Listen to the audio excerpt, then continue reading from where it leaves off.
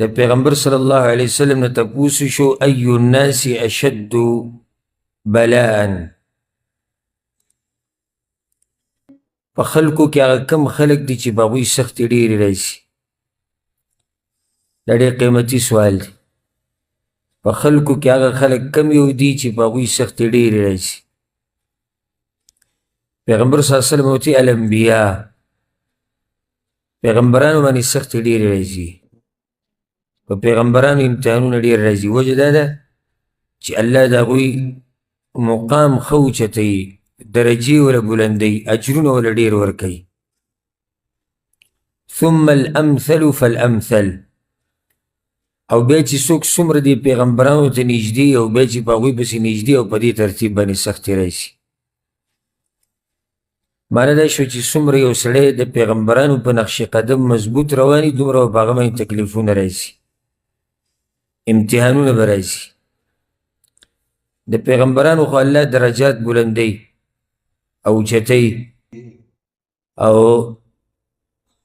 شان اوچتوي، تذکیره اوچتوي. هر چې د هغوی نه علاوه دي نو الله د هغوی مقام هم اوچتوي او په دې سره ورته ګناهونه معاف کوي. پیغمبرانو نه علاوه کوم مؤمنان چې په هغوی سختې راځي، او دې باره کې ډېر حدیثونه مخکې تیر شو چې دې سره الله د هغوی ګناهونه معاف کوي. بیا پیغمبر صلی الله علیه وسلم وایي یبتلى الرجل على حسب دینه، په یو سړي باندې امتحان د هغه د دیندارۍ مطابق راځي. په یو سړي باندې امتحان د هغه د دیندارۍ مطابق راځي. فإن كان في دينه صلبا اشتد بلاؤه، که چېرته دی په دې دیندارۍ کې ډېر سخي نو بیا یې امتحان هم سخي. وإن كان في دينه رقة هون عليه، او که چېرته ده په دین کې نرمي او دینداري داسې مضبوطه نه وي نو بیا په ده باندې په سختۍ کې هم لږه نرمي کېږي او په امتحانونو کې نرمي، مصیبتونو کې نرمي. فما زال كذلك، دغه د مؤمن حالي چې په ده باندې امتحانونه راځي. حتى يمشي على الأرض ما له ذنب، یو وخت به داسې راشي چې دی د ځمکې په دې مخ ګرځي او یو ګناه هم نه وي. الله یې د دې امتحانونو سره داسې صفا ویې پړقوي، هر قسمه ګناه ترې ورېږي. دا حدیث امام ترمذي راوړی، امام ابن ماجه او امام دارمي راوړی. دې ځای کې دا حدیث دې دپاره راوړی مؤلف رحمه الله موږ پوه کوي په دې خبره باندې چې بیماري د باندې راشي، تکلیف راشي، نو په دې کې ګډوډ کېږه مه، حوصله مه بېله. څومره چې ته په دین کې مضبوط یې دومره به په تا باندې امتحانونه ډېر راشي. ما مخکې هم دا خبره ذکر کړې چې اکثر د بې علمه خلک چې کوي عوام، دوی نه تپوس کوي چې ولې په دې کافرانو او په دې بېدینو خلکو د امتحانونه نه او سختې نه او د دوی مزې چرچې ډېرې دي. او موږ ګوره مسلمانان یو، په الله ایمان راوړی، قرآن منو، پیغمبر منو، هر څه منو، په موږ امتحانونه دي، غریبي ده، بیماریانې دي، سختي. د هغې جواب دی حدیث کې دی. ګوره چې یو سړي باندې امتحان د هغه د دیندارۍ مطابق راځي. بیا په مسلمانانو کې دننه مو ګوره ټول یو شان نه دي. په دوی کې چې کم سړی دیندارۍ دومره د امتحان سخي. وجه دا ده، د هغې یوه وجه دا ده چې الله د دې دینداره سړي مقام اوچتوي، د الله ډېر خوښ دی. یو حدیث به راشي وبورئ انشاءالله، یو څو حدیثه بعد چې ولې په دله امتحانونه راځي، هلته به یې ته ووایي، هغه بیا بله وجه ده. نو یو خو الله مقام اوچتوي، دویم دا چې دا سړی ایمان مضبوط دی او د دیندارۍ دعوه کوي. دعوه د څه کوي؟ د دیندارۍ. نو دا په امتحان دی چې د دیندارۍ یې پته ولګي. یو سړی دعوه نه کوي، دلیل پیش کولو ته ضرورت نشته، خو چې څوک دعوه کوي دلیل به پیش کوي. دلیل څه دی؟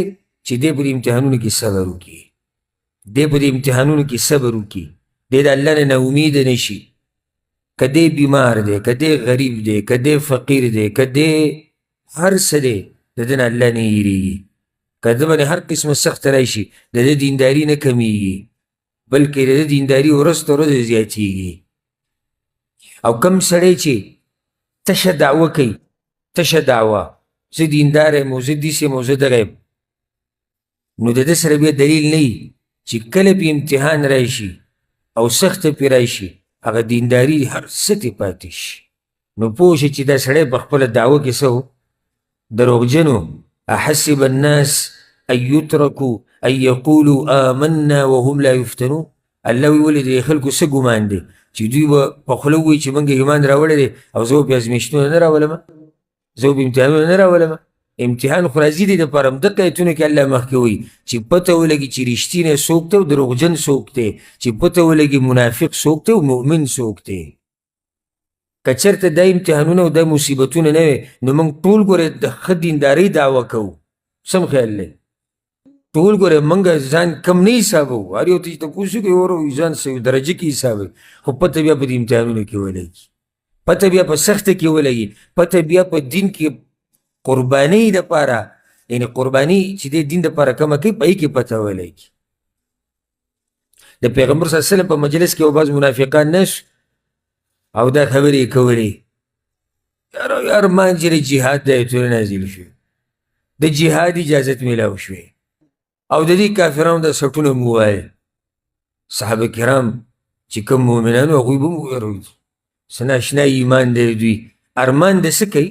ارمان د جهاد کوي، ارمان دوی د دشمن سره د ملاقات کوي د الله د رضا دپاره. څومره اوچت خلک دي.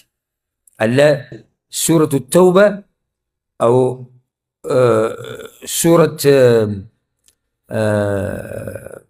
سورة الاحزاب کې رب العالمین دې خبرو ته اشاره کړې ده. حاصل دا خبرو دا دی الله وایي چې کله ایتونه زما نازل شو د جهاد په باره کې نو په دوی باندې داسې حالات راغلل لکه د مرګ څنګه چې پرې راشي، دا خوارې سترګې اړولې راړولې او بیا د مجلس نه وتښتېدو او ان بیوتنا عوره. یا رسول الله موږ به تللی وی جهاد له، خو کورونه هم خالي دي او ښځې یوازې دي او پلار هم بوډا دی او مور چې د بوډۍ ده او زوی مې بیمار دی او مزدوري کومه او غریب یمه او فقیر یمه او دا خبرې شروع شوې. چی شو ستاسو هغه ارمانونه چې تاسو کول چې د جهاد ایتونه نازل شوې، دا د جهاد موقع ده راشئ که د دې سختو د لاسه خو پته ولګي. الله په سورة العمران کې څه خوندوره خبره کړې ده، د احد د غزا تذکره الله کړې ده چې هلته مؤمنانو باندې سخته راغله. وتلک الایام نداولها بین الناس، او الله وی د ورځې تاویږي را تاویږي. او د جنګ مثال خو د بوقې دی، کله یو طرف ته شي کله بل طرف ته شي. وليعلم الله الذين آمنوا، او چې الله راښکاره کړي په تاسو کې مؤمنان او په تاسو کې شهیدان وګرځئ. وليمحص الله الذين آمنوا ويمحق الكافرين، او چې مؤمنان پاک شي د ګناهونو نه له لغزشونو نه. د دې لپاره دا سختي راځي. که دا سختي نه وی الله وی او که دا جهاد نه وی تاسو به شهیدان شوي، شهادت درجه نه میلاوي تاسو ته.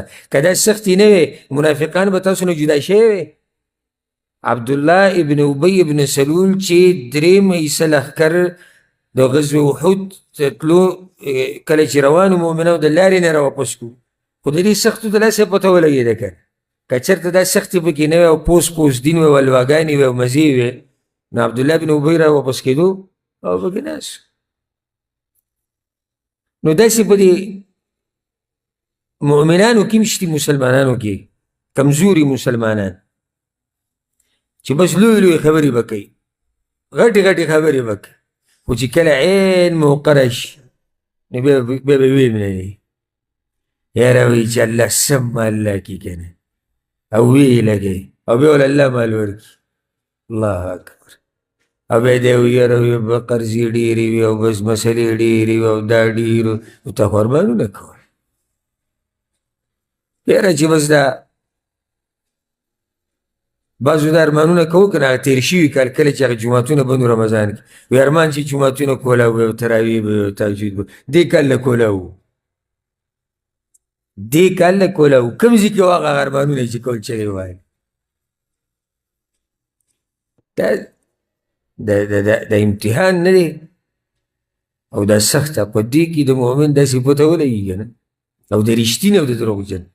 د پیغمبر صلی الله علیه وسلم مجلس ته به مؤمنان هم راتلو، منافقان هم راتلو. د منافقانو به څه پته لګېده چې دا منافقان دي؟ منافقت خو زړه کې. نو هغوی به د پیغمبر صلی الله علیه وسلم سره د مشورې او خبرې او تپوسونو دا به یې ډېر کول، تنګ کړی و. او دا کم سړی چې د کار نه وي دی ګړلیږي ډېر، د خبرې ډېرې کوي. نو هغوی به داسې د مجلس کې پیغمبر ته نږدې ناست او جي داسې او جي دا او جي دغه او داسې تنګ کړی و. عرش والا رب خو دې انسانانو په هر حال ښه پوهېږي او په هره خبره یې ښه پوهېږي. هغه ایتونه نازل کړو: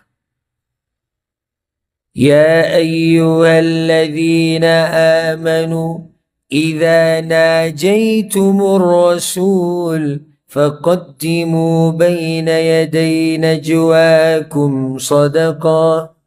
ایمان والو واورئ، د نن نه بعد چې څوک هم د پیغمبر سره خبره کوي، ملاقات کوي، تپوس دې کوي، مخکې به صدقه ورکوي، بیا به خبرې راشي. څه ناشنا امتحان الله راوست. اوس اوس به پته ولګي چې دې کې څوک دي او څوک نه دي. درې قسمه خلک وو بیا: غریبانان، مؤمنان، د هغوی د زړونو نه یو الله خبر. زړه به یې کېدو د پیغمبر مجلس ته، خو هلته به څه ونه چې ورکې سترګو کې به اوښکې وي، ژړل به. او دویم هغه مؤمنان چې مالدار وو، د هغو سره رسېدو صدقه به ورکړي، را به شي پیغمبر صلی الله علیه وسلم. علي بن ابي طالب صدقه ورکړه او راغلی. څنګه چې د آیت نازل شو، علي بن ابي طالب صدقه ورکړه، راغی د پیغمبر صلی الله علیه وسلم نه په یو ځای لس تپوسونه وکړو. منافقان وایي موږ د سره راځو. دا یې دي ګوره، هغه چې مجلس کې ډېر ناستي او ډېرې خبرې او غټې قصې او موږ دا او موږ دغه، پته یې ولګېد. دا آیت الله ګوره لږ ساعت له یعنې امر کړی چې په دې عمل وکړي، بیا منسوخ کړو. په دې آیت باندې صرف علي بن ابي طالب رضی الله عنه عمل کړی په دې ټول امت کې. هغه پیسې صدقې ورکړه او بیا راغی پیغمبر صلی الله علیه وسلم خوا، او بیا لږ ساعت بعد آیت منسوخ شو. صرف الله راښکاره کول چې وګورئ هغه رښتیني، وګورئ دروغجن، وګورئ منافقان او وګورئ مؤمنان. دا دي نو په سختو کې د ایمان پته لګي، په سختو کې د کردار پته لګي، په سختو کې د اصلیت پته لګي، په سختو کې د اخلاقو پته لګي، په سختو کې د خوی پته لګي، په سختو کې د سړیتوب پته لګي، په دې سختو کې د هر څه پته لګي. کله چې د عمر بن خطاب رضی الله عنه په مخ کې یو کس صفت کوي، ډېر ښه سړی دی، فلاني وایي څه دی، ډېر ښه سړی دی. هغه ورته دومره صفتونه ولکې چې د ګاونډي پاتې شوی که؟ هغه وایي نه. وایي سفر دې ورسره کړی دی، په مسافرۍ کې ورسره یو ځای وي؟ وایي نه. لین دین دې ورسره راغلی د مال؟ وایي نه. نو بیا د صفت کې دا درې خبرې چې د چا سره راشي د اصلیت پته بیا لګي. یو سړی چې د ګاونډي شي که نه ډېر وخت له ده پته لګي. یو سړی تا سره ملاقات وکړي 15 منټو، له 15 منټو هر سړی ښه سړی دی، څه خیال دی. خو چې د کلونو ګاونډي دي شي دې طرف ته، د ده پته لګي چې دا کم څومره اوبو کې دی. او چې په سفر د سره روان شي په لاره، دغې سفر کې سړی ستړی کېږي، دا سړی تنګ شي، نو دا سړی چې تنګ شي د خوی راښکاره کېږي، نو پته به یې ولګي چې دی اوس څومره اوبو کوي چې دا خوی راښکاره شي. یو نیم سړی به ډېر خوږ خوږ کېږي چې په سفر روان شي، 100 کیلومتره سفر به دې کړی نه وي، دی به خړتم رواج شي. او بس یاره کته اوبر او تاسو تپوس ونه کړو، تاسو ګاډی ونه درو، هسې خبرې به جوړوي. دا اوس د ده پته لګي طبیعت یې ګډوډ شوی. او یو نیم سړی سفر کې د سړی په هر ځای کې دی حقه دی، که دی بیمار شي، که دی غوسه شي، که زړی تنګ شي، د ده خوی دروند دی دروند دی. نو پته په څه کې لګي؟ په سختو کې. او ځکه دا فایده ده که سفر ته په عربۍ کې سفر ولې وایي؟ ځکه چې د سفر کې لغوي معنی عربۍ کې دا پرته ده، راښکاره کول. نو علما وایي سفر د سړو اخلاق راښکاره کوي. سفر څه راښکاره کوي؟ د سړو اخلاق. یو سړی تا سره چیرې کې ملګری، سهار ورسره ملوي که ماښام ډېر ښه سړی دی، او بیا چې هغه دې سعودي عرب ته راشي یا بل ملک ته راشي او ته ورسره هلته یې، ته ورته څه خوشحاله یاره دا هغه زموږ ملګری راغی، دلته یې بیا پته لګي. لږ صبر ورته وکړه. دلته به د پته ولګي چې د څومره اوبه وکړي. هلته کلي کې خو تا سره به چې د سکول کې یو پیر میلاو شوی، مدرسه کې به رسره میلاوېدو، کرکټ به رسره کولې، لوبې به یې کوو. ته د هغې په بنیادي صفتونه مه کوه چې دی راشي او حالات لږ سخت شي بیا به یې پته ولګي چې دی څومره اوبه وکړي.